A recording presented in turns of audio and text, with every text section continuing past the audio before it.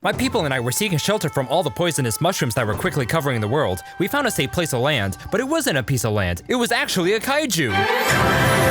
Damn, that's crazy. Anyway, we quickly get to gathering all the crap that is gathered on the Anbu's back to build our shelter. And by crap, I mean very useful things like berry bushes and trees. Being on a big old kaiju, we don't have to worry about raiders. We are the raiders. We send out people to gather resources, knowledge, and other people. These new people need to be fed, which is no problem, as we now have farms. The Anbu also needs to be fed. This is a problem, as I don't know how to do that. I sent my best and only scientists on the job. They suggest growing mushrooms, cooking them into a giant ball, and yeeting it into the monster's mouth. Cool, but mushrooms grow slow in the desert, which I now find myself in. I can't gather free water anymore, so I changed my farms to start growing cacti. Good news, we have water again. Bad news, now we don't have food. Many starve. My bad. Things get better as we move into a forest biome. Things get worse as we run into a poison spore cloud. All my workers need to drop everything to clear all these out, one at a time. It's not easy. Next time, I will be ready. The obvious solution? Flame troopers. I recruit several to burn any poison that might appear automatically. We run into another poison cloud, and this is their time to shine, or it would be if they had fuel.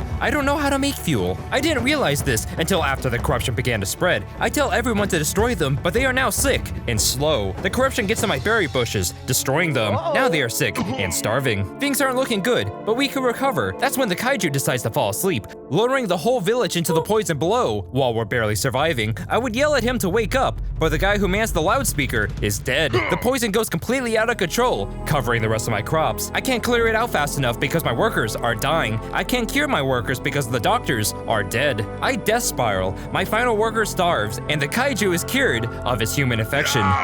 This is actually a happy ending. But I don't accept this. It's time for a new run. This one goes much better, not counting being attacked by a cult, figuring out where to drill a bile extractor, and from having my Ambo nearly die from lack of healthcare. But it was all worth it in the end. I built the statue of friends we made along the way and redeemed my first run 17 hours later, and got to run into my previous Ambu, who is now dead.